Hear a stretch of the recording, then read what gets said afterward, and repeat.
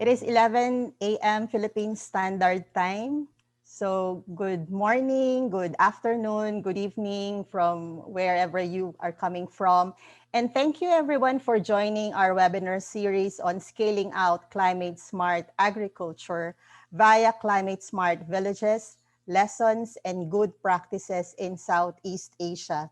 Today, you will be hearing about climate actions at the level of the community.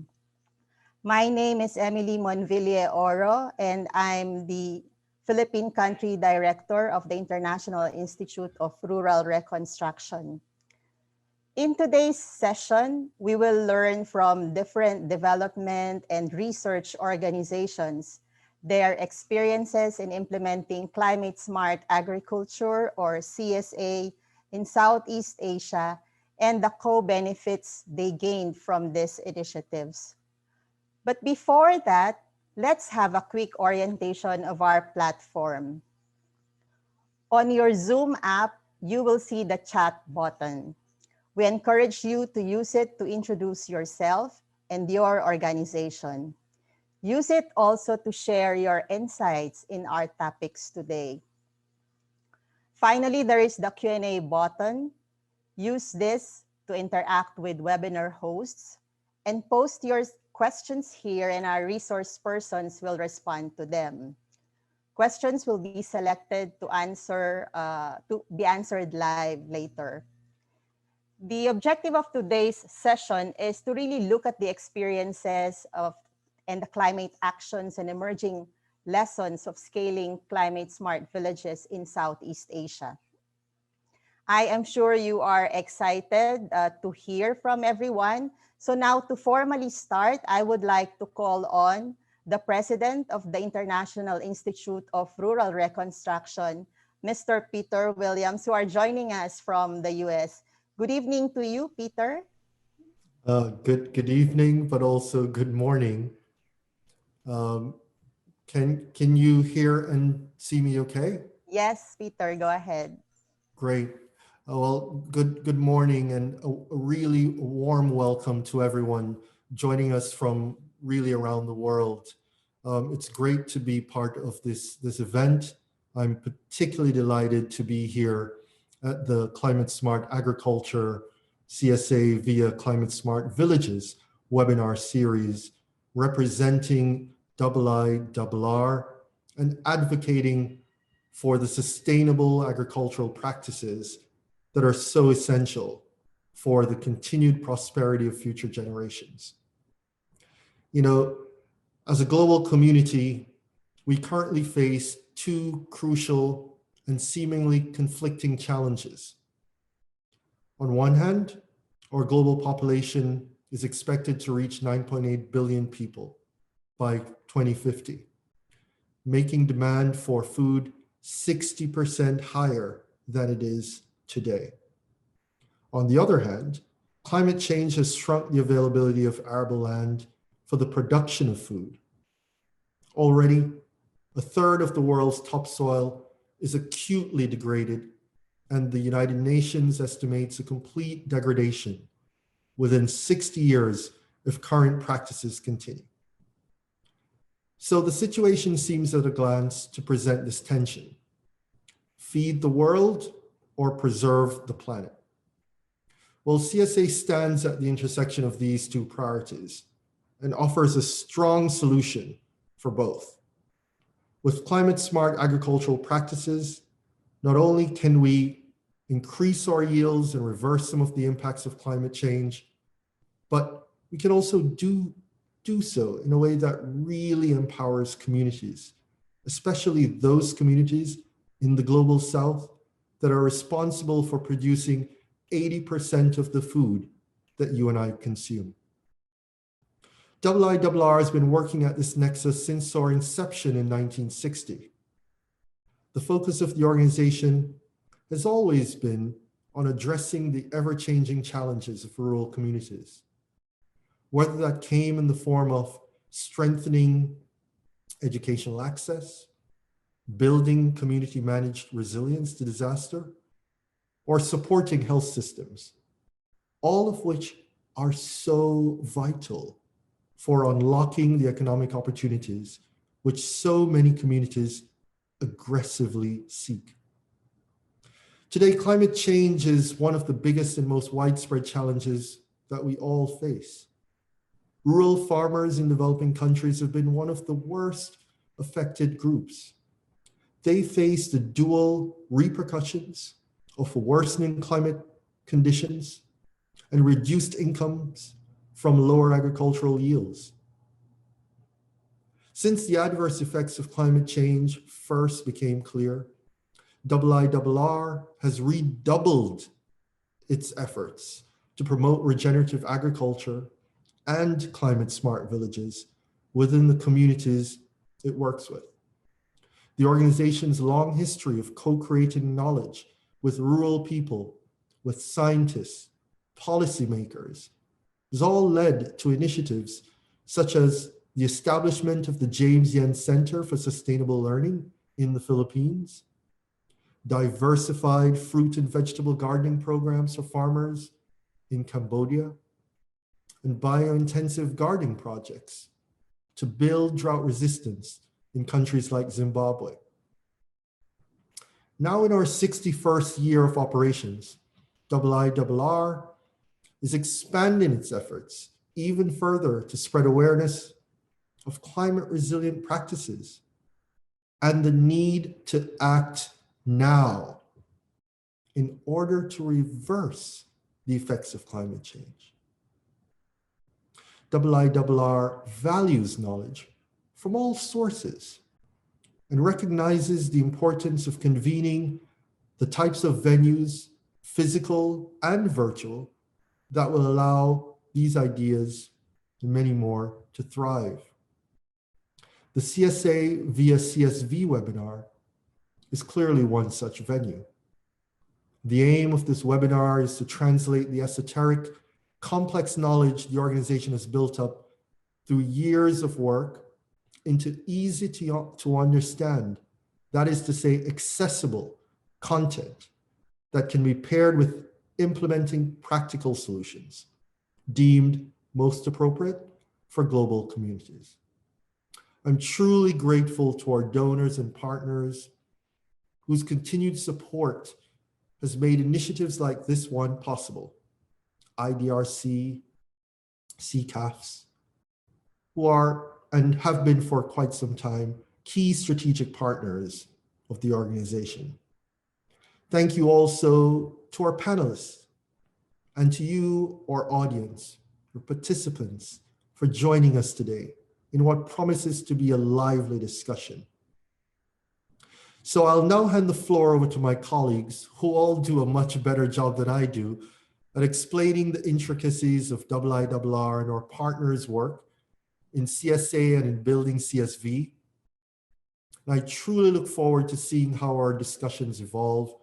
I'm excited to participate in even more conversations that will lead us one step closer to building a more climate resilient future.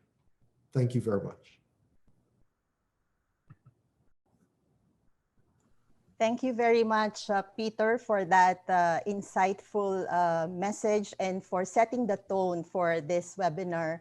Surely we have a lot of development issues we are confronted with globally, and we are just so glad that IRR is able to contribute to those efforts. Now let us move on to our next speaker. Well, by the way, did you have eggs for breakfast today? Well, it's really a full packed protein rich in one shell. And I'm asking because today you will be hearing a wonderful native chicken project from our program in Cambodia. And now we'll have our first speaker who will be sharing that particular project. Orthy is the country director of IRR in Cambodia. He has 20 years of experience doing development work in Asia, focusing on the fields of climate smart agriculture, community-based entrepreneurship promotion, nutrition sensitive agriculture, and sustainable natural resource development. He manages a wide-ranging portfolio of double R in Cambodia with USAID Harvest Plus, GIZ, EU, ADB, and the Cambodian government. Good morning to you there, T. Yes, good morning, everybody. Nice to meet you all. So, I'm T, presenting the best practices on chicken raising to smallholder farmers in Mudulkiri and Kokong provinces. This project funded by Asian Development Bank and the Royal Government of Cambodia and executed by the Ministry of Environment and the Forestry Administration of the Ministry of Agriculture, Forestry and Fisheries. This project implemented by IIO and Cambodian Center for Study and Development in Agriculture. Yes, say that. Yeah, next. We have promoted native chicken production in 37 villages, and the project been started since 20 March 2018 and expect to be ended 31st May 2021. Yes, next. What we have done so far through our key intervention. So we have developed training curriculum, guideline, posters, yeah, and other photos, related training material for visualization. And then we selected the demonstration site, farmer demonstration, yeah, to establish the demonstration plot for chick production as well as the broiler production. And then we provided the technical training, coaching and mentoring. And later on, when we have the result on the ground, like 3 months, 2 months or 3 months later, we organize like a field days to share the experiences among farmer to farmers.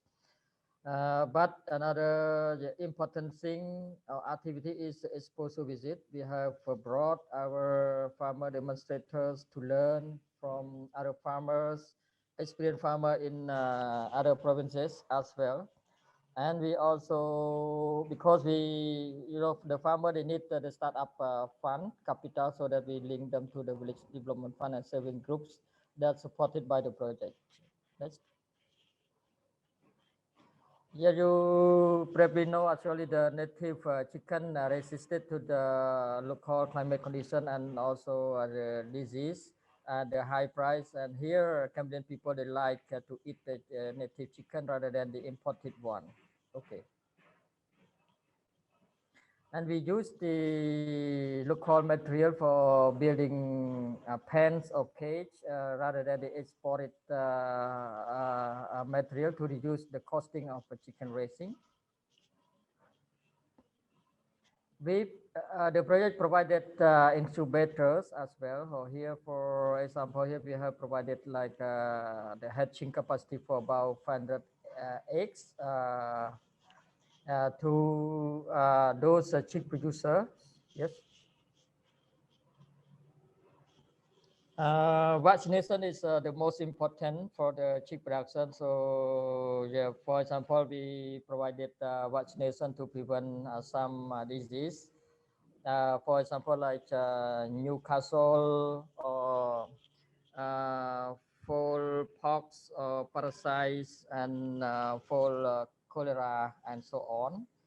Yeah, so this is very important that we have to practice, yeah, to prevent the disease. Unfortunately, other village we don't have electricity in Kokong and Mudukri provinces, so that we have provided or established 5 solar power incubators to the farmers as well. We promoted the majority of chicken feed coming from the local feed rather than the commercial one from the market to reduce the costing as well as to sustain the chicken raising activity as well. Based on the experience, so the farmer receive the same weight, like 1.2 kg per chicken, but for 5 to 6 months before practicing the train technique. But after practicing the train technique, they have reduced the period of chicken raising. Just we can reduce 6 months to 4 months we can say, and then they receive the same wage of a chicken. So that means they make more profit, yeah, during the short term. So far, we have established 60 chicken, the broiler demonstrations, and 29 chick production demonstration. Roughly, we have trained 400 farmers directly. And following that, actually, farmer to farmer extension, they can come to learn from the demonstration side, as well as other farmers when they came to buy the chicks, the chicken from the demonstration farmers, and then they can share the experiences through a farmer to farmer extension. So 562 farmers receive the information from our farmer producers. And as a result, 120 farmers have adopted chicken raising technique at the target village. Yes. The experience is that actually our farmer producer or the more farmer, they can convince other farmers better than us, and we expect that when the project finished, but they still continue disseminating the train technique or the new idea to other farmers. Yeah, for example, yeah, in Kokong province, so the other farmer from other district, like Tribal district, they came and buy, and they came and bought chick from the farmers in Batum Sako, so they can share experiences. So without us, but they still continue doing that. So this is a good result or impact of the project as well. So the chicken raising, they can, improve the economic scale, and that means the chicken not only for the household consumption, but also, yeah, for the commercial purpose. And women have been empowered through the learning, practicing the train technique of chicken raising, and then they have more power in decision making in the family as well as in the communities. Yeah, and we encourage a farmer to borrow the startup capital as well. Yeah, the village development fund and saving group to increase the solidarity and mutual cooperation. This means that when the farmer they borrow the money from the village development fund and saving groups, and then the interest rate will be remain at the village level, so that the capital of the community is increasing, and simultaneously the farmers easily to access the loan at village level rather than borrow the money from MFI or the bank or outsiders. Yeah.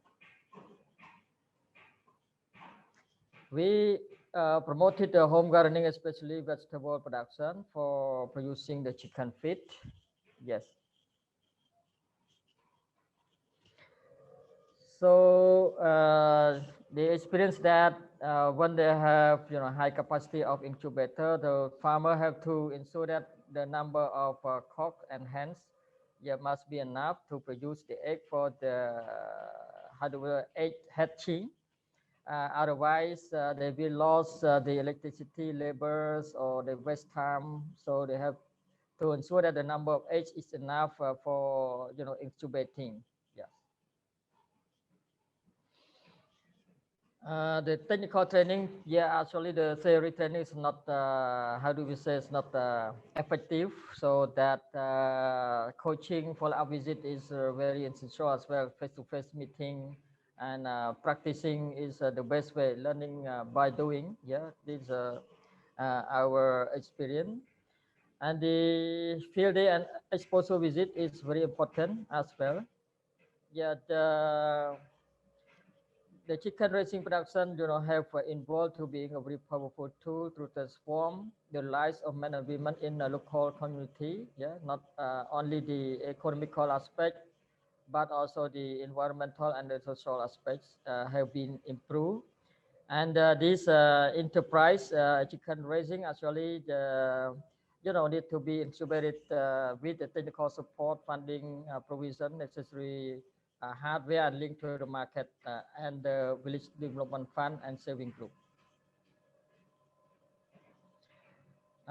Small livestock system like chicken raising not only have a small carbon footprint, but also, yeah, supported local food system. And the market is, a short market chain. That means producers, trader, and consumers is at the provincial level, Kokong and Madulgiri, so easily to sell their chicken at the provincial level with a higher price than Phnom Penh. So it is easily to establish the, how do we say, the producer group network between, and also link with the trader and consumer over there in place. And small livestock production, they provide high quality food, local source, and consider safe, healthy, and nutritious food in a period of COVID. So yes, it become important. Yes. And for the ways forward, so we are supporting those farm users just to prepare the individual or collective business plan, as well as the cost and benefit analysis, and then we link them to the market as well. And we encourage the farmer to use the existing village development funds and saving groups, yeah, to invest the chicken raising. And we encourage the farmers to, to combine the tree vegetable, fruit tree, and chicken and green mushroom together. Yeah, for example, chicken manure can, can fertilize the soil for cropping system. But the some fruit, for example, in Kokong we have a lot of papayas, and some vegetable, like water convolvulus and other tree leaf can be, can be produce a chicken feed. But and the green mushroom, should be dry and processed as chicken feed to provide a high quality eggs. In Kokong we have plenty of green mushroom as well. Is potential for the project to consider to promote that. Okay, thank you for your, kind attention. Thank you very much, T. It's very interesting how our Cambodia team had worked on this project on a larger scale. I know you have a lot of questions for T, so if you have, please be reminded that you can post them in the Q&A box. So we will proceed now to our next speaker. So from Cambodia, we will bring you to Myanmar. Our next speaker is Chan May.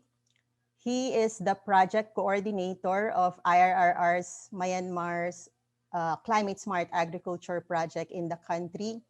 And he is an agriculturist who graduated from the Yesin Agricultural University and has worked with several companies and INGOs in the field of rural development in Myanmar. So welcome, Chan May. Go ahead. Thank you, Ms. Emily. And uh, can you see my face and can you hear me loudly?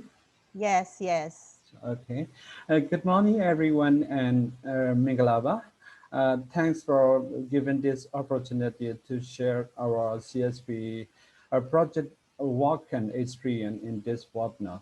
In this presentation, I'm going to share our project work related with forestry to diversify income and reduce soil degradation in dry zone of Myanmar.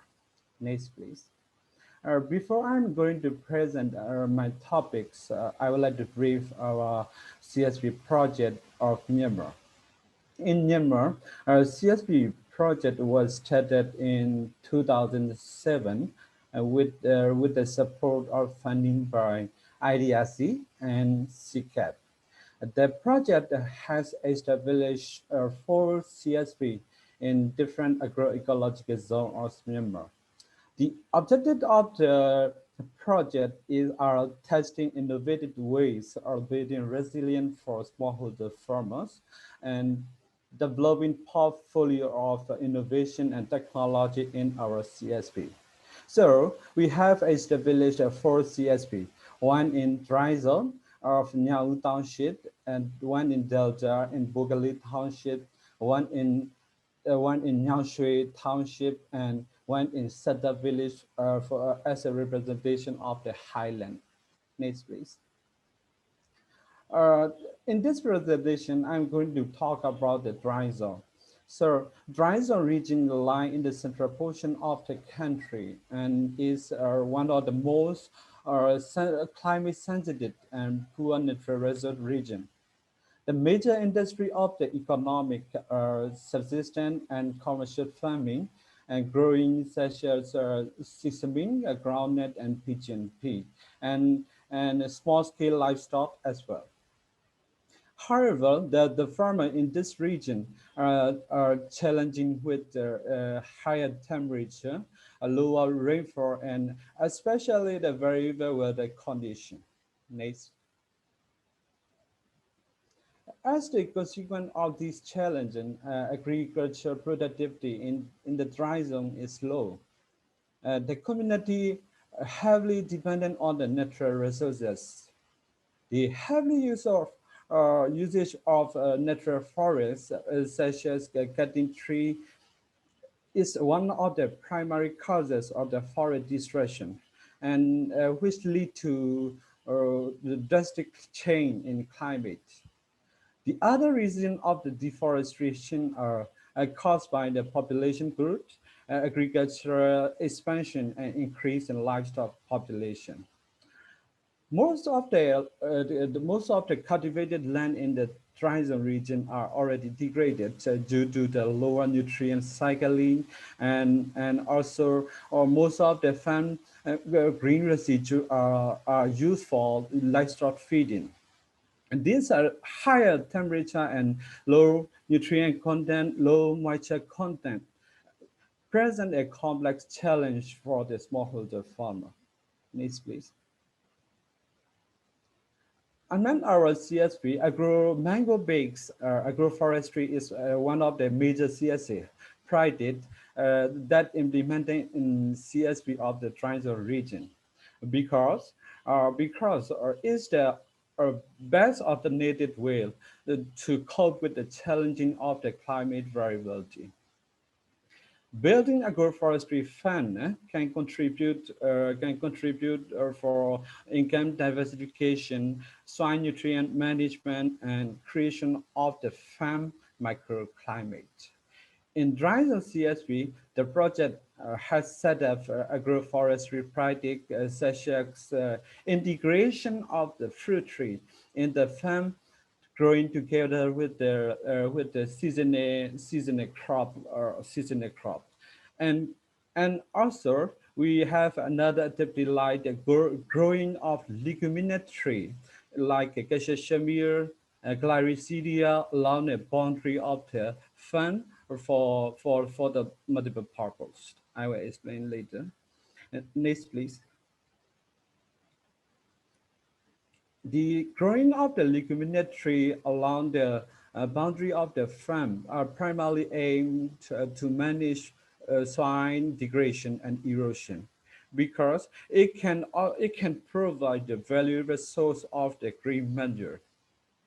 The reason of choosing Acacia as a boundary planting and green manure tree in this region is because of its rapid growth. Rapid growth lush biomass and green even during the dry season, and also its capacity to withstand the frequent pruning. And the leaf of this Cachemira is not palatable by the animal, and so it can survive without much protection and care. Next, please. For the homestead level, we have established the homestead garden by supporting a small to medium canopy tree, such as the citrus, custard apple, guava, and dragon fruit tree. This primarily aim to address the household food security and nutrition, and also for the enhancement of the diversification in agriculture products. Next, please. According to the lesson learned throughout this project, I would like to highlight the some point in here. Uh, the mango tree in agroforestry system, mango tree is the preferable choice of the farmer because of its market demand, its locally adapted capacity and tolerance to drought. And we have introduced some medium to small type of canopy trees, such as custard, apple, pomegranate, and guava. Among them, we have found that the leaves of the custard apple and pomegranate are not bruised by animal. So the farmer can grow them without much care and protection, and it cannot be easily destroyed by the animal. After 2 years of implementation, our project implementation, the farmer, not only from our side of not only the farmer from our project site and other from the nearby village have started the investment in establishing and expansion of the mango-based agroforestry system by using their own capital. Next, please. Uh, as a constraint and challenge for establishing the agroforestry in dry zone region, water scarcity is the primary challenge for maintaining the seedling to survive during the dry period.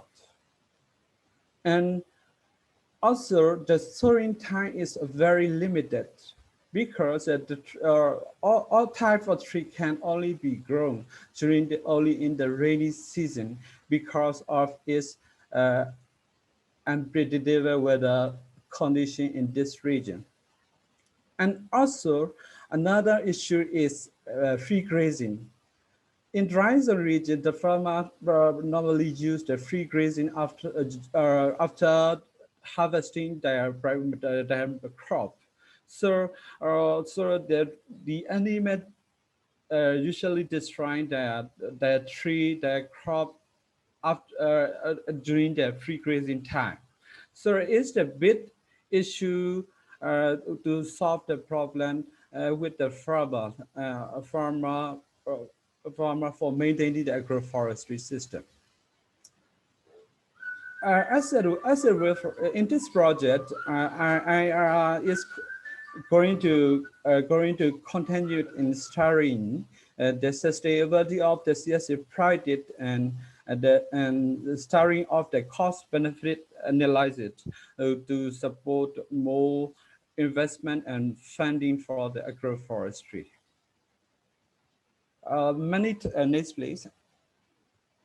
Many thanks to all of you for your kind attention, and back to you, Mrs. Emily. Yeah, thank you. Thank you, Chan May, and for sharing that very rich experiences from Myanmar. Again, if you have any question, just post them in the Q&A box. Moving on from Myanmar, we now go to Laos. Our third speaker today is Jerome Villanueva. He is currently a consultant at the International Rice Research Institute in Laos and is facilitating a CCAF's Climate Smart Villages project since 2015. For a decade now, he has been doing work on climate change with specialty on community-based adaptation. And today, he will share with us how climate resilience of community-based seed production can be enhanced. Welcome, Jerome. Hello, can you hear me? Yes, Jerome, we can hear you. And okay. So good morning, everyone. I hope everyone's good morning or good evening to other people who are from other side of the earth. Um, my presentation today is about enhancing climate resilience of community-based rice seed system on rain-fed landscape. This project has been going on for about 5 years, and currently we have 8 sites in southern plains of Thailand and southern plains of Laos. There are organizations that have joined the World Food Program, for example, have joined in the project. So now we have sites in northern Laos. We operate in about estimated around 900 households, and we are partnering with governments of Laos and other NGOs. The objective really is to tackle climate change and provide adaptation options for smallholder farmers. So we really kind of prioritize for farmers. Next slide, please.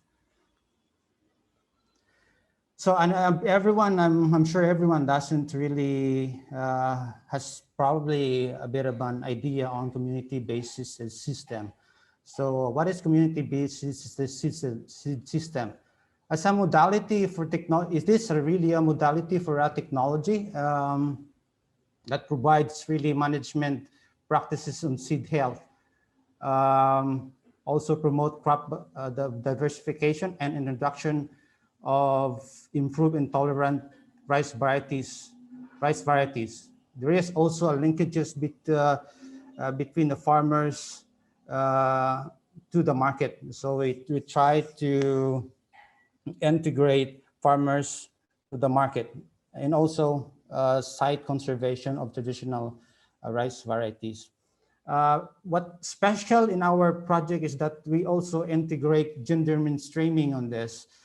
For community-based seed system, it's not really specified that there should be gender mainstreaming. So what we do is we integrate gender mainstreaming with a protocol of 50-50% participation of women and men. So every trainings that we have, we see to it that gender are balanced within the workshop or a training. Next slide, please. Okay, so it's really in making an intervention, it's really crucial to identify those critical landscape, right? To enhance climate resilience in this CBSS or community-based rice seed system.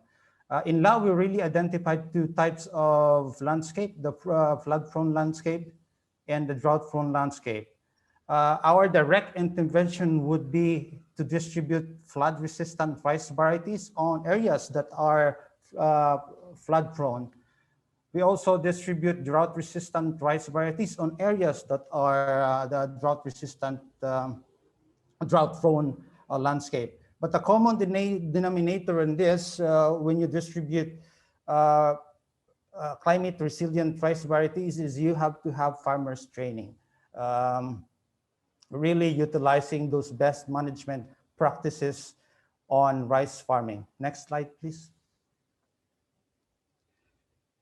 Okay, so our core in developing this project is really to distribute climate resilient rice varieties, right? And this has been really upscaled to 7 villages. We started with 1 villages as a pilot villages. And our assessment is that it is highly upscalable intervention. There is a significant increase in yield. Normally, Lao farmers could only harvest around 3 to 4 hectares per hectare per cropping. In Lao, we don't really have irrigation, so we're only dependent on on rainfall. So this is why we called it a rain-fed agriculture. So if you can see, there is a really marked up increase in in harvest or productivity. That's 6 tons per hectare compared to 3 to 4 hectares hectare for 3 to 4 tons per hectare per cropping. Next slide, please. Okay, so CBS or community-based rice system, really look at this. It's not, no, it's the image is not so appealing, right? The texts are rather small, but this is a system. So we try to integrate all the best management practices in this what we call the crop calendar. So from seed preparation to sowing, transplanting, fertilizer application, and so on until harvest, we have different recommendation to the farmers. So that's CBSS is this crop calendar is only really half of the community-based seed system approach. There is really more to it, and I will discuss on the next slide. Next slide, please. So apart from crop calendar or dynamic crop calendar that integrates really climate advisory, which is not very effective as we found out. We also integrate community seed bank. The goal here is that when the farmers harvest their products, the rice products, there is a community seed bank. What the community seed bank do is that we store different varieties of rice. So in case if there is drought in flood events, there is a backup seeds for replanting. So on the left side, you can see a really rudimentary granary in Lao rural areas. This is the typical granary. And then we build a more improved granary to your right picture. So this is part of our community seed bank. So you can see now it's a system. We don't really, we don't only focus on the planting of rice, but also there is community seed bank. Next slide, please. And also we try to integrate a seed fair. These seed fairs are really opportunity from farmers from different part of this of southern Lao to sell and buy and exchange different rice varieties. So as you can see in the picture, this is example of our seed fairs where people, where farmers from different villages meet and discuss and chat and exchange their rice varieties. Next slide, please. So some challenges in Lao, or even maybe this really applies to this really applies to other country as well. Current agricultural extension approach really runs from seed preparation, land preparation until harvesting and post-harvesting. And normally it really stops there, right? The challenge is when you integrate a CSA, a particular CSA, and then if the farmers are really productive, if the farmers are really productive in their newfound, I called it farming practices, then you have to integrate this into value chain development, right? Or markets. So what we are doing now is we never stop from post-harvest. We go through integrating, farmers' products into the market. That would be the holy grail when you see farmers or a group of farmers selling their crops, right? Next slide, please. So learning and insights, how do we establish a successful CBSS for rice? Participation of farmers obviously is really important. And the support of government is really crucial. In doing our farmer field school within CBSS, governments have experts to do it. So we really utilize government partners in this project. Now, to implement a particular CSA, or especially on rice, farmers really have this magical number called 30%, right? So if you're you have to have the 30% increase in rice productivity in order for the farmers to really buy in your technology, okay? And then there is another adaptation of system itself, all right? And most crucially, I think at the end, the farmers should really independently sustain the system, the CBSS. I think that's the main goal here. Once you introduce all the best management practices, the technology, and the farmers have to sustain it themselves with minimal support from the government or from the project implementer. Next slide, please. Okay, so ways forward. We really, as I've said, I've discussed in the challenges, that we really have to promote linkages of farmers' products to market. This is really crucial. If you have a really productive year in rice planting, then you really have to link that to the market. Otherwise, it will just get spoiled. So this is a challenge, and at the same time, a future approach, I would say. Okay, so for love farmers are really subsistence rice farmers, right? So our challenge is really how we can transform subsistence rice farming into business-oriented practices. You know, 1,000 years ago or a couple hundred years ago, there's the impact of climate change is still still not there. But at the moment, if you're planting a traditional rice varieties nowadays, especially long duration ones, it doesn't work because of the effects of drought and flood. So you would really have to adapt and transform this into a better practices with business-oriented goal. Okay, so I think really important. The last one is what really important here is the sustainability of the current system, right? You have to have sustainability in your project. That's I'm emphasizing it, is that really that would be the main goal, to sustain the project without further support from the government would be really crucial for the sustainability of your project. Next slide, please. And that's my presentation. Thank you. Yeah, thank you very much, Jerome. Very interesting, and I can see a lot of questions from our Q&A box. But before we go to the Q&A, now we will have our reactor for this session, who will reflect at how climate smart villages, or CSVs, are instrumental in developing adaptation options.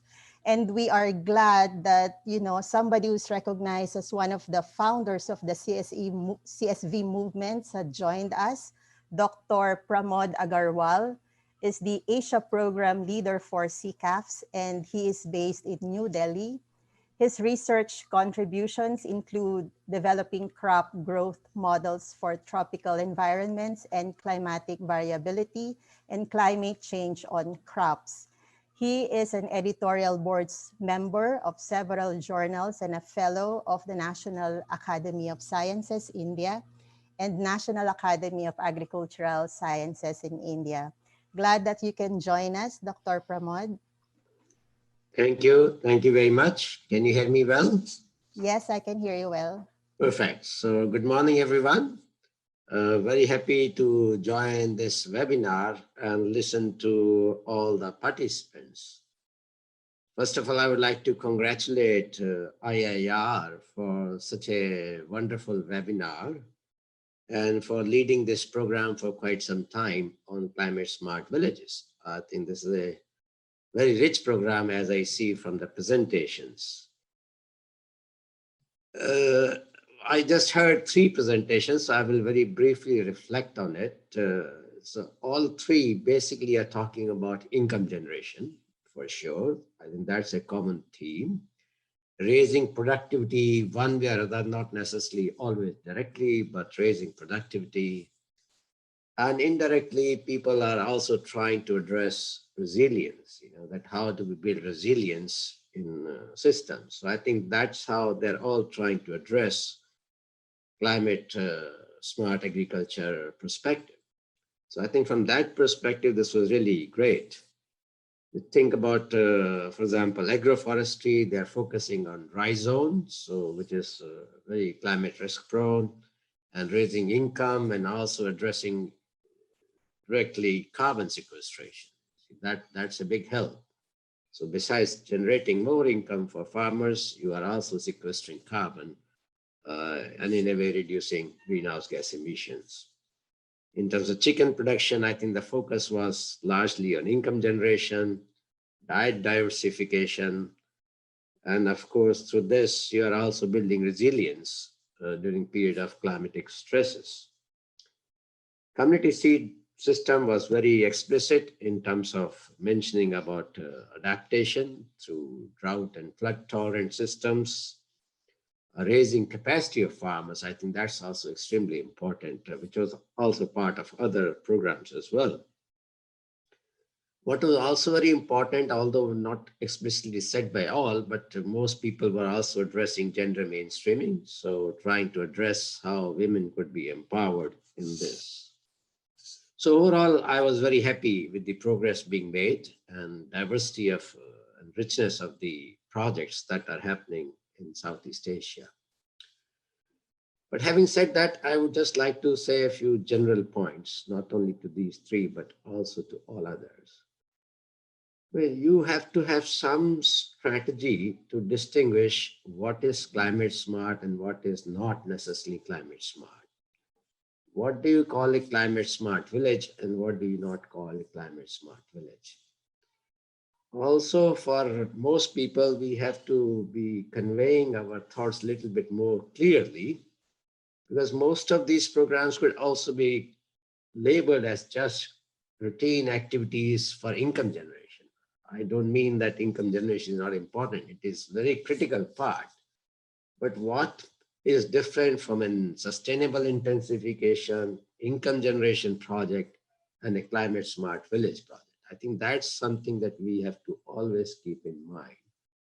Otherwise, often we give this impression that what we are doing is not necessarily dealing with climatic risks. So one of my suggestions would be for all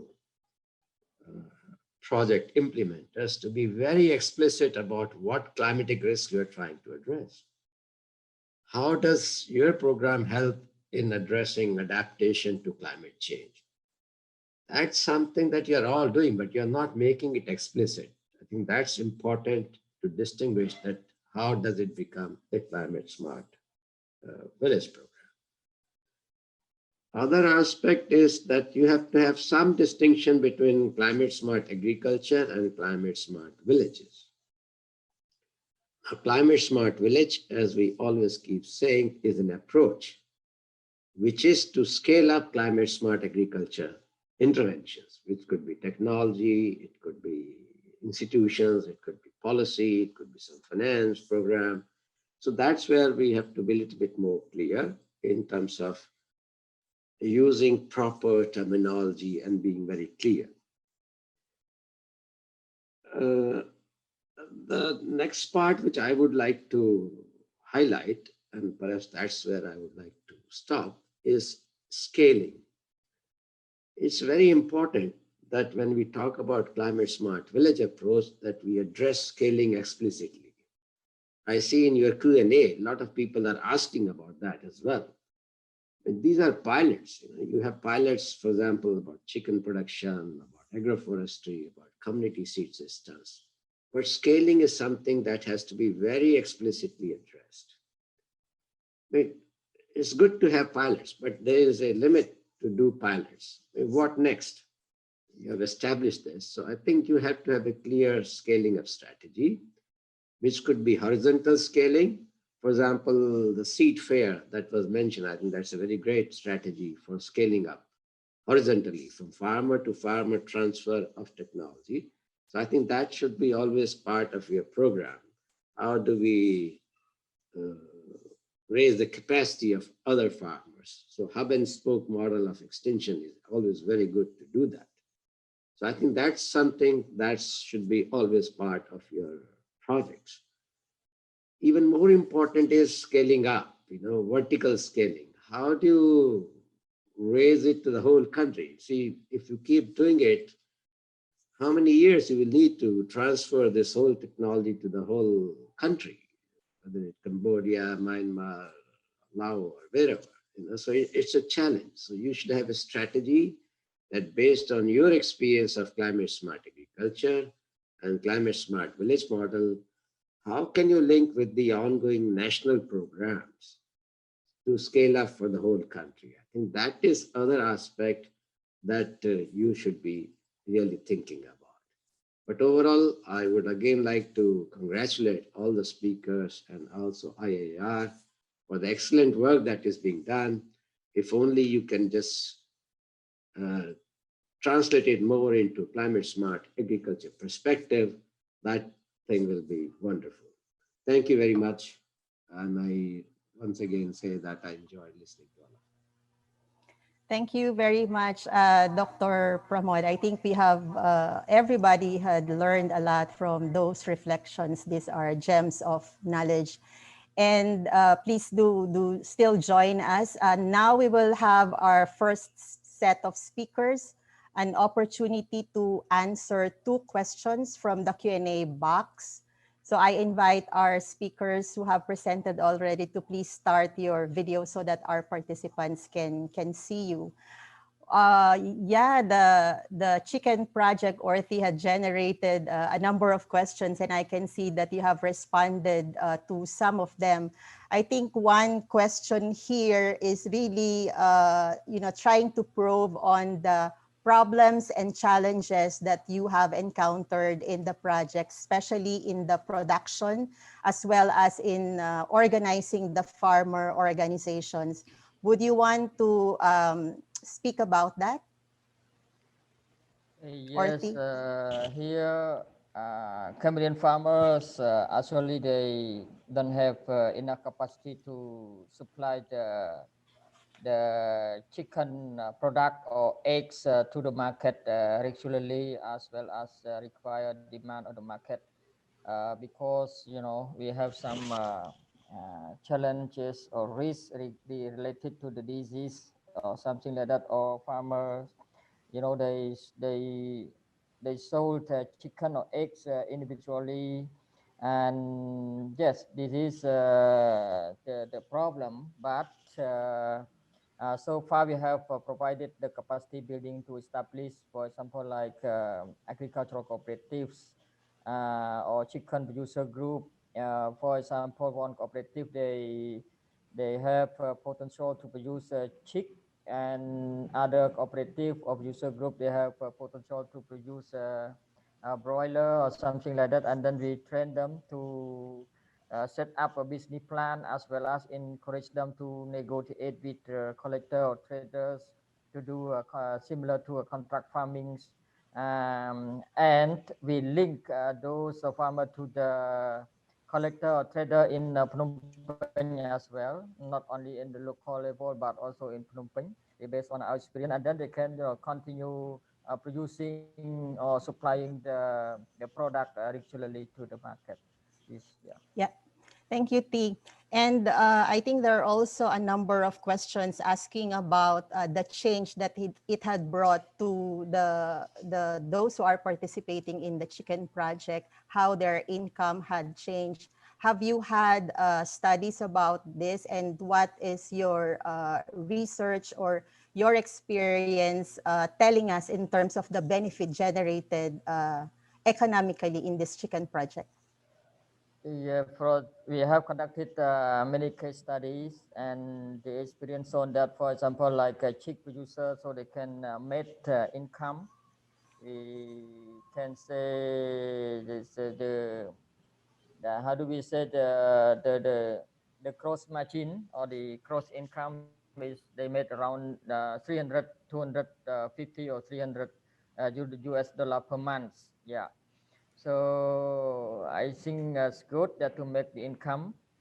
And I mean that after deducting the costing, so they can make a profit like 200, we can say 200 per month for from selling the chicks and the broiler per demonstration farmers, yeah, in Kokong. So it is a good experience to increase the income.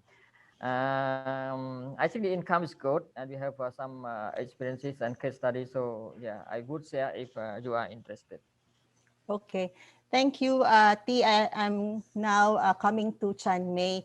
Chan Mei, again, very interesting questions about the agroforestry. And there is one who's asking about where are the seeds coming from, all the fruit trees, for example, that has been part of the agroforestry project. Yeah. Yes, I also answer in the Q&A part. And yes, there are a lot of there are many places, many available source of nursery in the Triangle region, but the good quality grafted seedling are a little bit expensive. So we have to, and also the grafted one are not a strong enough strong enough in compare with the local variety. That's why we encourage the farmer to grow the local variety one, and then we do the grafting after the seedling are regularly and grown well. Okay. Thank you. And I think there are also participants who has been asking about land tenure and land ownership.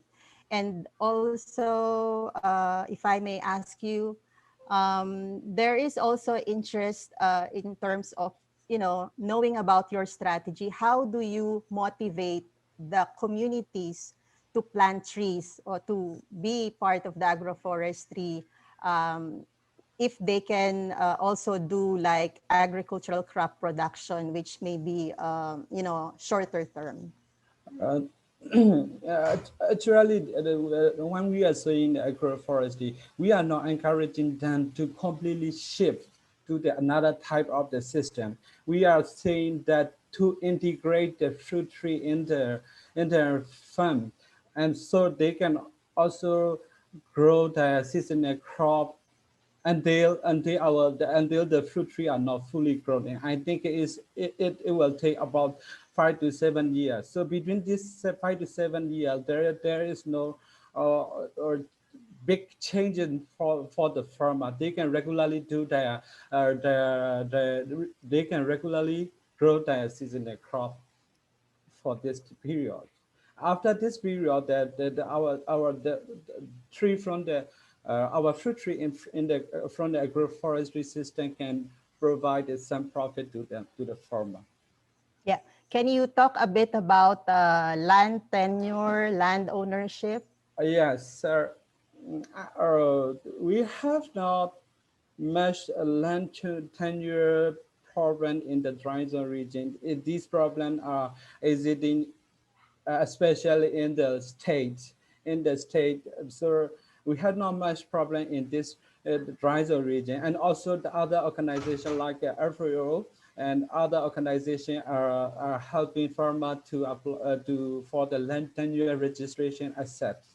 So all the land that the farmer are doing have access to sell or buy or to grow any crop. So the land, the ownership of the agroforestry land are owned by the farmer. So, Thank you, Chanmei. Coming to you, Jerome, I think there is also a lot of interest on the seed fair activity that you have conducted within the project. What has been the impact of this seed fair in enhancing climate resilient-based rice seed system? Well, when you introduce seed pair, basically you're introducing different type of variety as well. So some farmers only have, traditional farmers normally only have one or two varieties, but when you include seed fair on the mix, then they could have an option to have rice varieties which are more improved. So they could have another options for another varieties which are more productive than the traditional rice varieties.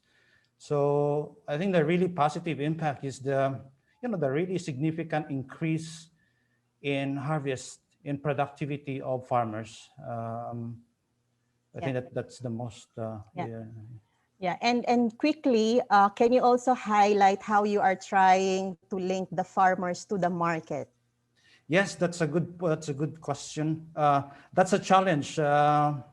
One of my slides actually talk about that quite a bit. Well, the current extension work really stops after post harvest.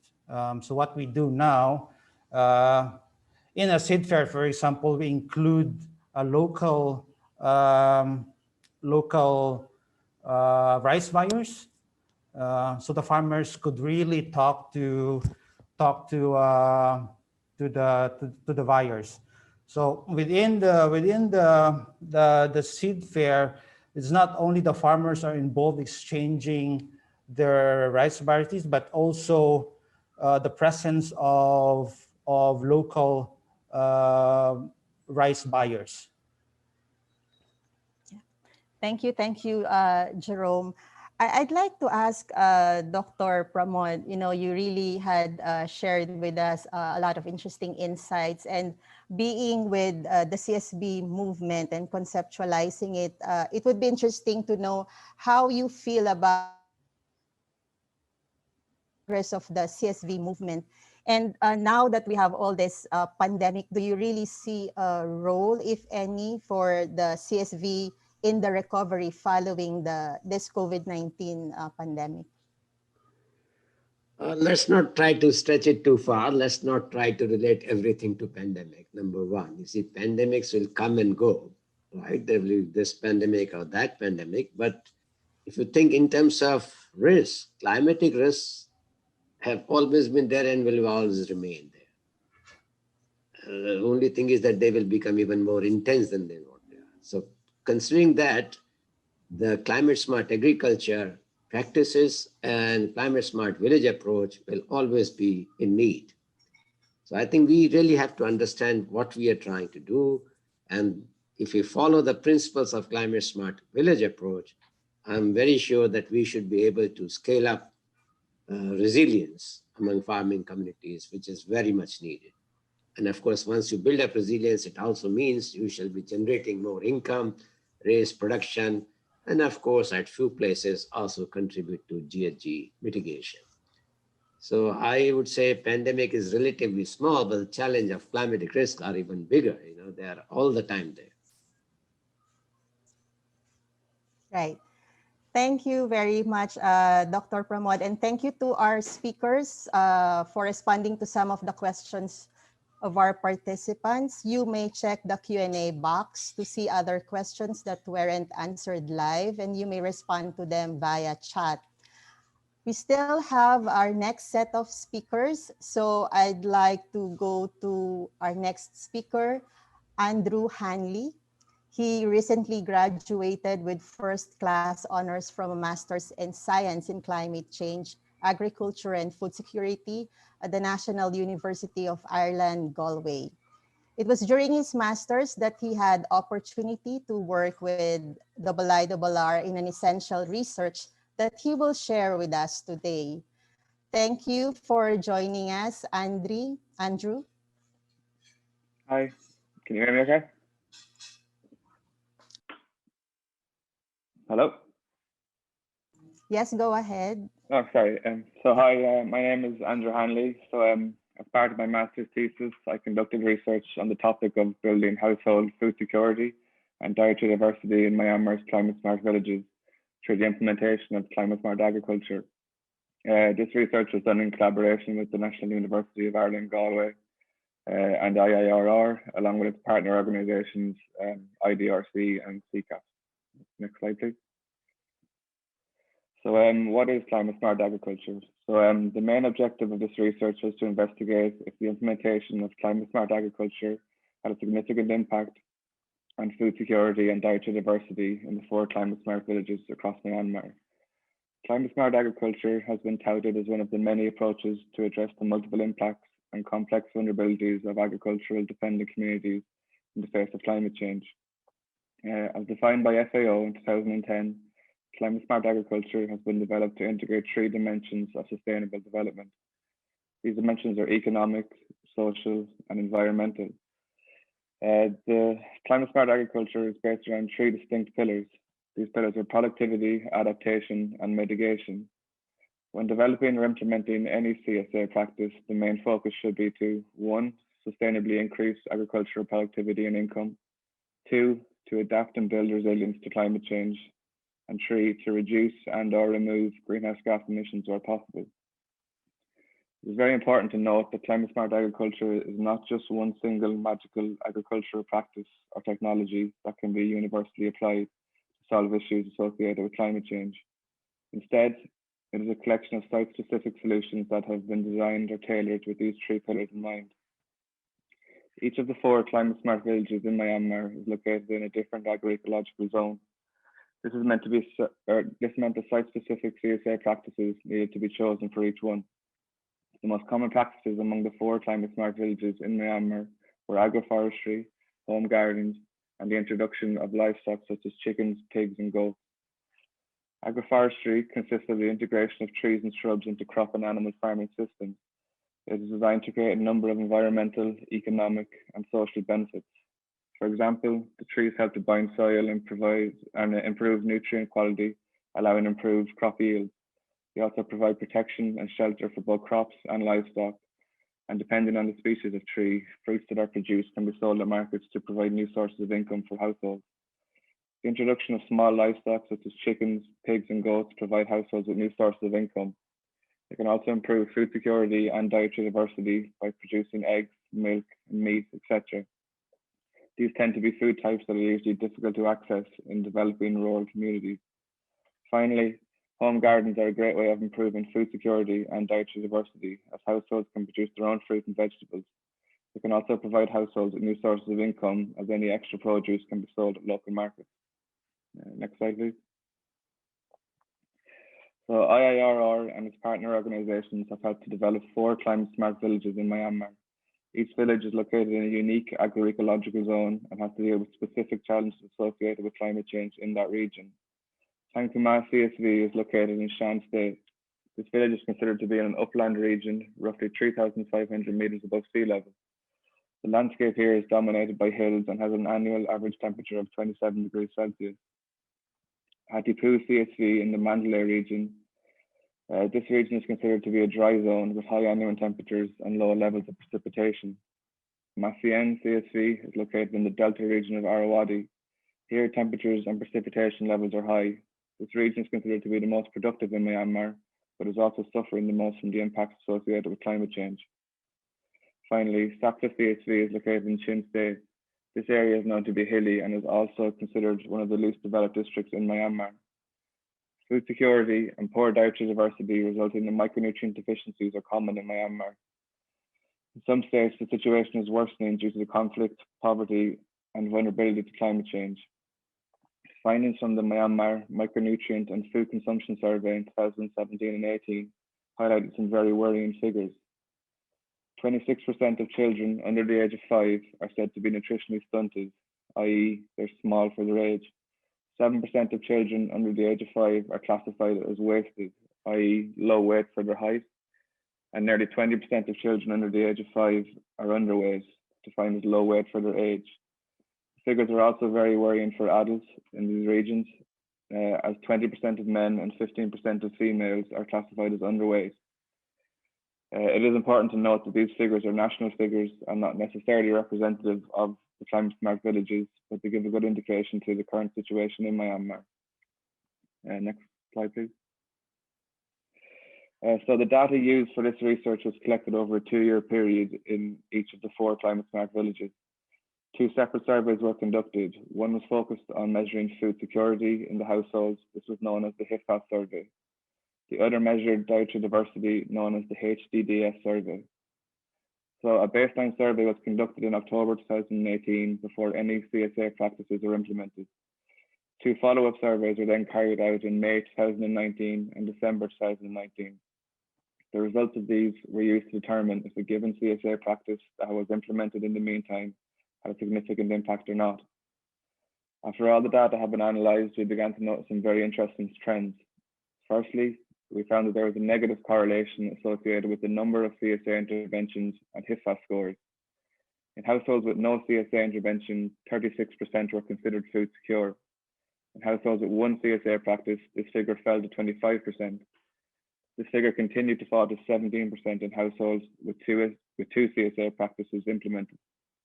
These results were surprising, as we expected that as CSA practices were introduced, we would see improvements in food security. In regards to dietary diversity, we found a slight positive correlation associated with the implementation of CSA practices and improvements in dietary diversity. In households with no CSA intervention, only 17% consumed 8 or more different food types, i.e. cereals, fruits, vegetables, etc. In households with 1 CSA practice introduced, this figure increased to 19%, consuming 8 or more different food types, and further increased to 25% in households with 2 CSA practices implemented. Next slide, please. So one possible explanation for the decrease in food security after the implementation of climate smart agriculture, such as agroforestry and the introduction of small livestock, is that these practices have long gestation periods. This essentially means that it may take a number of years for these, trees to mature or for livestock to develop until any benefits can be achieved. 2 or 3 years after implementation, these households may experience a sudden increase in food security. This increase could be directly associated with the implementation of climate smart agricultural measures. As the trees begin to grow, they will provide more shelter, therefore protecting more crops. They may also begin to produce fruits or other byproducts that can be consumed by households or sold at markets to generate new sources of income. Same can be said for small livestock. It may take a number of years for livestock such as pigs or goats to mature enough to either be slaughtered for their meat or to begin reproduction and produce milk or offspring that could be sold for profit. In Myanmar, rice is a major staple food crop. It can contribute to almost 50% of their diet. It is important to note that the HIFAS survey is a subjective tool for food security. It takes feelings of uncertainty and inadequacy into account.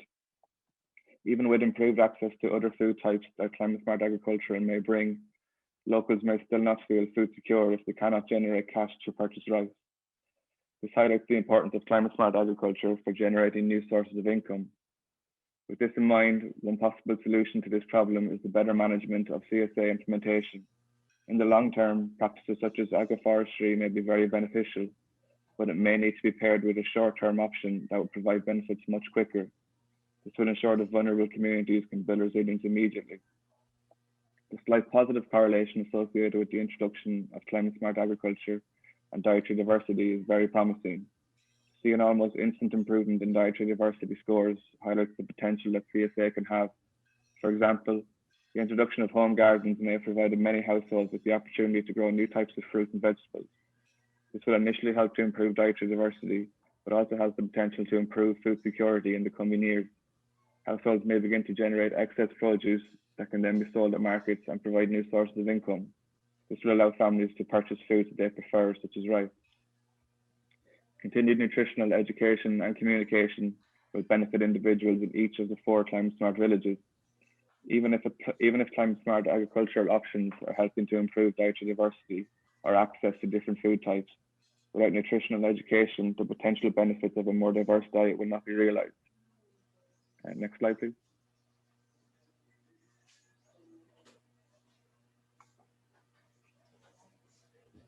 So as a result of COVID-19, the progress of this research is slightly disrupted. However, follow-up surveys were conducted in 2020 and in all 4 climate smart villages. This data is currently being analysed, and the results should give us a better indication of the impacts that climate smart agricultural practices are having on food security and dietary diversity in each of the climate smart villages. We hope that we will begin to see improvements in household food security as some of the practices implemented, such as agroforestry or small livestock, would have had another year to develop and hopefully become more profitable. A lot more research is needed to be done here. The next key step will be to perform a before and after analysis. This will compare and measure the impact that the project has had. It will be used to compare levels of awareness and knowledge on issues such as climate change, climate smart agriculture, nutrition, food preparation, hygiene, and sanitation. We would hope to see improvements in all of these factors, therefore highlighting the success of the project. If the trend of worsening food security continues, then we will have to consider a change in our approach. This may be as simple as adapting the current CSA practices to be even more site-specific, or introducing new CSA options that focus on different aspects of livelihoods. Another factor that could be considered is changing the metric used to measure food security. If the results come back positive and show us improvements in both food security and dietary diversity as a result of the CSA measures that were implemented, then the focus will shift to documenting the project from start to finish. It will be very important to highlight all the challenges faced during the research, along with the methods used so similar villages can be set up and scaled on a national and international basis.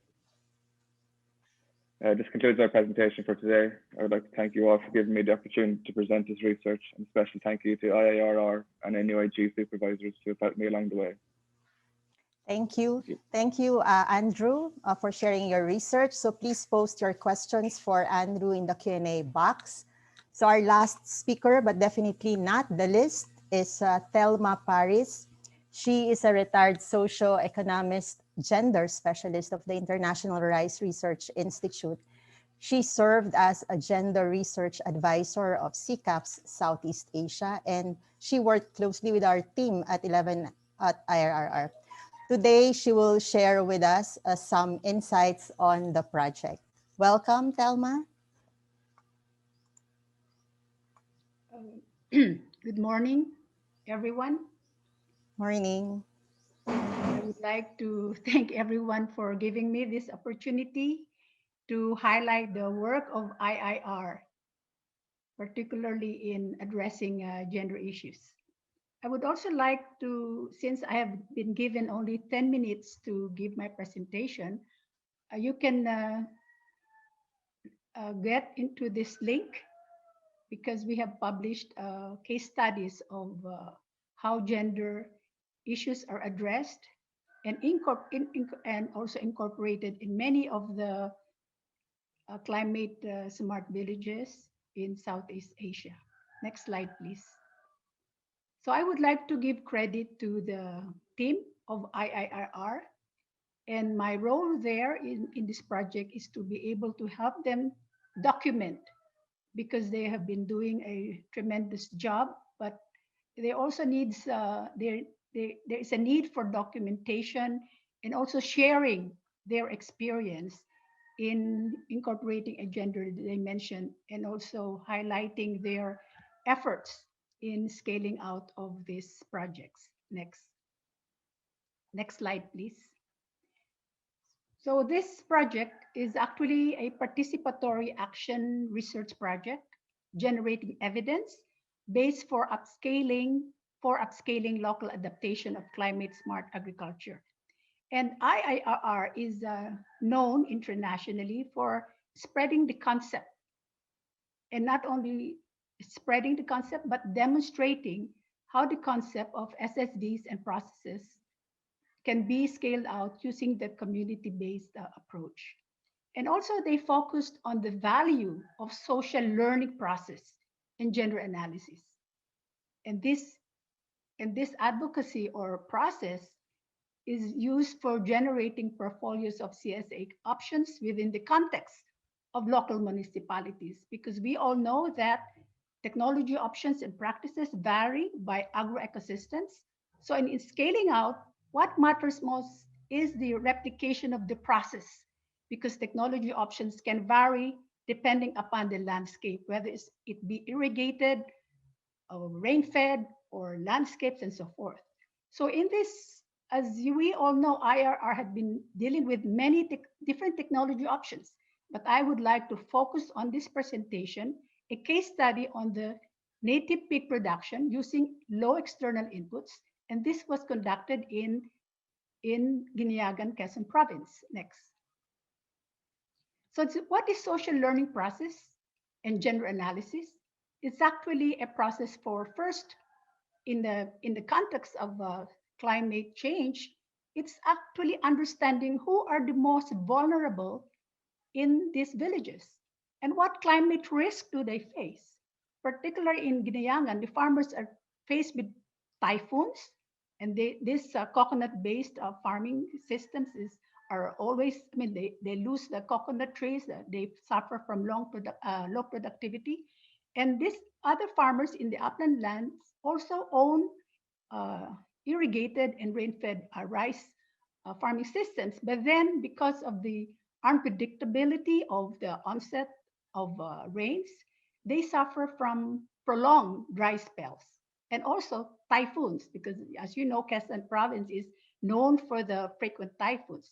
So these farmers, the members of the community, are faced with vulnerability. You know, they have to look for other sources of income, and the men easily can migrate to other places, but the women are either stay behind to take care of the fields or the farms, and also work as domestic helpers in other places. So they need uh, technologies that can uh, provide them income and food security and so forth. So the first the also step that they process, part of the social learning process, is to identify gender issues. And one of the gender issues is that the women had been taking care of livestock for a long time, particular the pig, the goats, and the chickens. However, when the commercial pig production was introduced, the women were left out because commercial pig production is very expensive. So when the team conducted several meetings, then the concept of, or the idea of taking care of producing or increasing productivity of native pig production using low external inputs came about, and the women became more interested, and more women were involved or participated in this farmer learning groups. So they prioritize the constraints and needs, and also identify the CAA technology options, and then organize the farmer learning groups, because this is very important to scale out the activity. The farmers have to learn from one another, particularly in building the assets of these poor women, and then scaling out activities.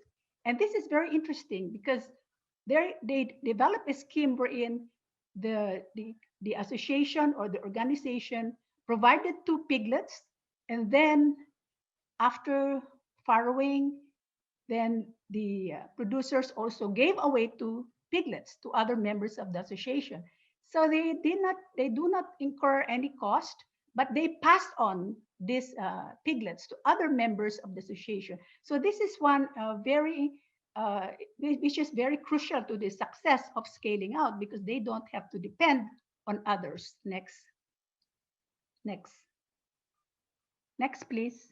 So this is an example of the dialogue with the men in another group and the women in another group.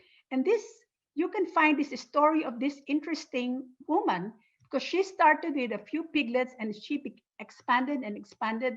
And the income that she generated from this pig production, she used to pay for the labor in order to for the production of rice in the rain-fed lowland areas. So here, external inputs, low external inputs means that they use the native pig, and they also grow local sources, feeds like taro or rice, other crops, and so forth. So they don't have to buy expensive feeds from the market. Next, please. So this native pig production used low external inputs is sustainable, because as we all know that the commercial pigs are more susceptible to diseases, but the native pigs are more resistant, you know, because especially in the drought and flood prone areas. So the pig production provided income security because the women need instant cash, especially for the children's education and during enrollment time. Food security, when they want to sell the pigs, then they get income and they can buy rice for the families. And more importantly, the economic empowerment, because it's about building assets for poor women, because they don't have to rely on the government. They don't have to be dependent on their husbands. They don't have, so they are empowered to make decisions and to be able to also express their opinions, particularly in these meetings that the IIR hold during this farmer learning process. Social learning process and organizing farmer learning groups contributed to the high adoption of this project. But most importantly, climate smart agriculture should be combined with innovative marketing, because if you don't have the market, then what's the point of producing these native pigs? And it should be associated with community saving schemes. And I am so impressed with the way IIR developed or modified these community saving schemes, and created ways for and also developed creative ways for building their own assets and resources. Next. So there was a adoption study which was conducted, and here you'll see that they have introduced agroforestry, livestock, lowland rice, upland diversification, and coastal agriculture. And here you'll see that the adoption of women in the livestock using these livestock technologies is adoption is very high compared to the adoption of men. So this shows the potential for high adoption of these relevant technologies which address the needs of the respective users. Next. So, but despite this, let us say, successes, there are also challenges. Number one is, how do we sustain the market for native pig production?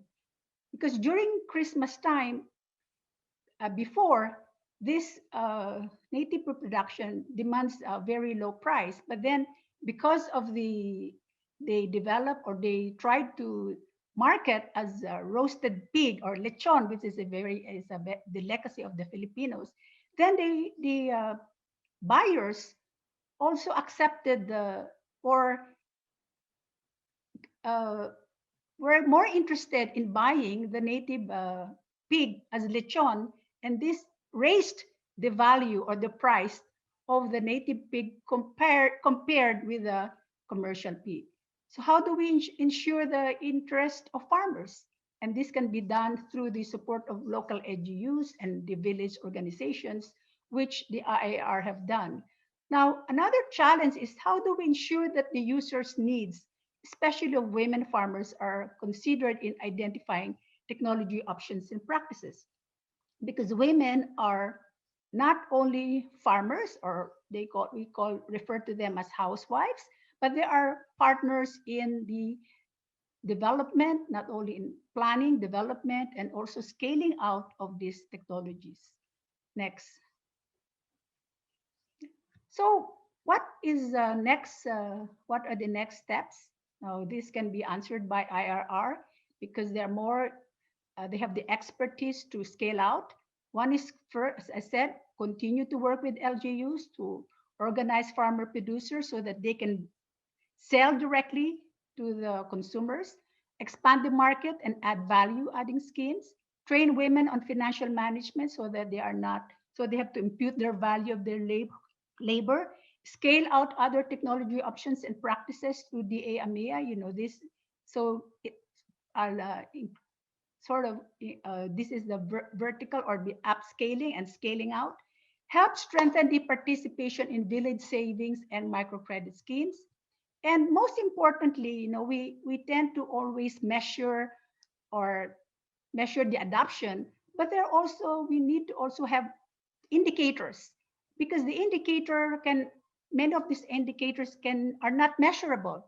For example, increase in empowerment of women, that is not directly measurable, although income and food security can be measurable, but there are also other unmeasurable gender indicators, and we have to work on that because these are very important in looking into particularly addressing social inclusion and the gender dimension, in the climate in this project, not only in Southeast Asia, but also in South Asia.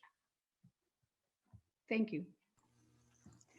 Yeah, thank you very much, Thelma. So I'd like to invite both of you, Thelma and Andrew, to please put on your video and we'll go to the Q&A. So very briefly, I'd like you to respond to the questions in the interest of time. Andrew, your research really generated a lot of interest, and they are saying that, you know, can CSA really deliver on nutrition and food objectives? And some of the CSA are low gestation in period in terms of accruing benefits. So how do you like address this dilemma, ensuring that, you know, the combination of other interventions that can come with it? Yeah, so I think one very important factor is education. I think a lot of households, they wouldn't be very willing to adopt a given CSA practice if they don't really understand the kind of associated benefits with it and the benefits that it can bring, which the associated benefits with improved nutritional and the impact that that can have. And yeah. Yeah, thank you. And another question is on how did you validated the application of the CSA via the use of the checklist or any other tool that you have used? Yeah, so basically what we've done was the survey itself didn't really focus on validating the CSA practice. It was more so a survey was conducted before a given CSA practice was implemented and then conducted again after. So if we noticed any improvements in those scores from a given household, then we could conclude that the improvements were related to the implementation of the CSA. Thank you, Andrew. Thelma, I have one question here. She says, I am wondering if you have included a time poverty aspect in your study. For example, how do adapting CSA technologies make women afford to have more time for themselves or for resting? Okay. So I got lost, I think. Oh, can you see me? Can you put Yes, it? yes, we can hear you and see you. So I'm lost. I mean, you cannot see me. I don't know what I did. Uh, but anyway, I would like to answer the question. That production of native pig production is actually it's a time saving for women because, as you know, raising the commercial pig production takes a lot of women's time because they have to feed the pigs 3 times a day, bathe, clean the pens and so forth. But this native pig production does not require too much time because of the dry method of raising. You don't have to clean the pens because the pigs use the dry materials from the trees and so forth. So it takes a women's less time for making preparing the feed ration because they just grow the local crops and then gather the crops and just they throw the local feeds to the animals and so forth. So although we have not done a study on time poverty, I think it is one of the reasons why this native food production is very attractive to women because women are so busy during the daytime, during the whole day, and during the peak season of coconut production, the women also work as hard laborers. So these women are engaged in off-farm work and taking care of the children. They go to the market and so forth. So this native reproduction does not require a lot of the time. So it addresses time poverty. Thank you very much. Please respond to some of the questions we have in the Q&A. Thank you very much to both. And finally, now for a synthesis of our two-part webinar, let me call on Dr. Rainer Wassman. He is retired former senior scientist at the International Rice Research Institute and well-known globally as a pioneer of studying issues related to carbon and actively engage in CCAPs. Hello, Dr. Reiner. Thank you for joining us. Yeah, hello. Also hello to all other participants, including a lot of friends that I know for quite some time. Yeah, thanks for giving me the opportunity to address some final words to the audience. We have seen very impressive range of studies in terms of different technologies that we use, also different approaches, but more on the descriptive side, analytical part, like the last two. Fine. I think my task is now to look at these presentations as a whole and try to filter out some cross-cutting issues. And I just have noted a few key issues that I see out of all these presentations. I have to say one was already addressed by Pramod, and that is really the question, is that really climate change related, what people are doing, or is it just, there wouldn't be something wrong with a community-based improvement of livelihoods? Is it really climate change related? And I have to say, maybe that sounds a bit abstract to people and say, so what's the point? If it helps the farmers, then it's fine. But we have to be aware, not everybody thinks this way, and particularly not those people who give us the money. All these projects that have been presented here have been funded out of programs that were specifically set up for climate change research. So insofar, this is not a kind of a remote question. It is really at the core of our projects, and we have to address that also more explicitly, as Pramod already said. That doesn't mean we have to reinvent the wheel. A lot of things have been there, approaches that are working in some places, fine, and they have an element of climate change adaptation. But still, I think we have to be more, we have to justify why we were selecting these approaches and not others. What is really the comparative advantage of using some livestock approaches as compared to, let's say, some vegetables? That is really something which was really not clear to me, at least, why those approaches have been selected and what is really their comparative approach, and why do we really feel that this is really so important. So we have to justify why we are selecting those approaches, but we also, on the other hand, and that is the next key issue, have to prove that they are working. And as Thelma very eloquently said, we need more documentation.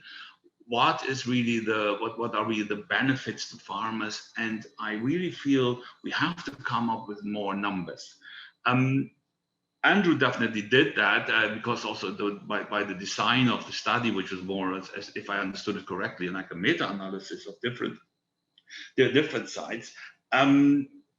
Also thinking about what are the expectations of the farmers, for example, how do we deal with the time lag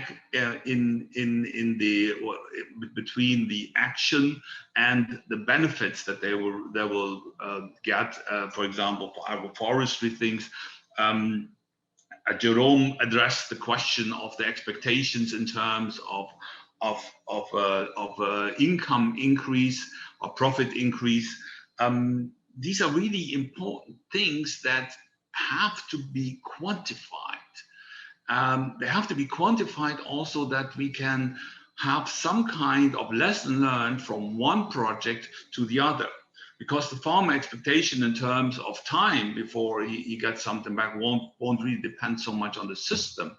It is something that is built into the kind of cultural expectations of farmers. What in terms of their sometimes even reluctance to test new practices. So these kind of things, as I said, should become a bit more.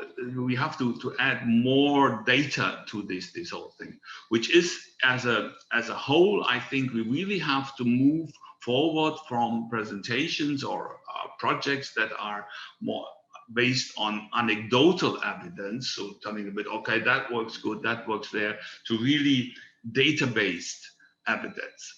That is especially necessary if we think on terms of publication, that I understand that IIRR wants to publish also a working paper or something like that out of these presentations. I think probably one has to go back to some of the presenters and really ask.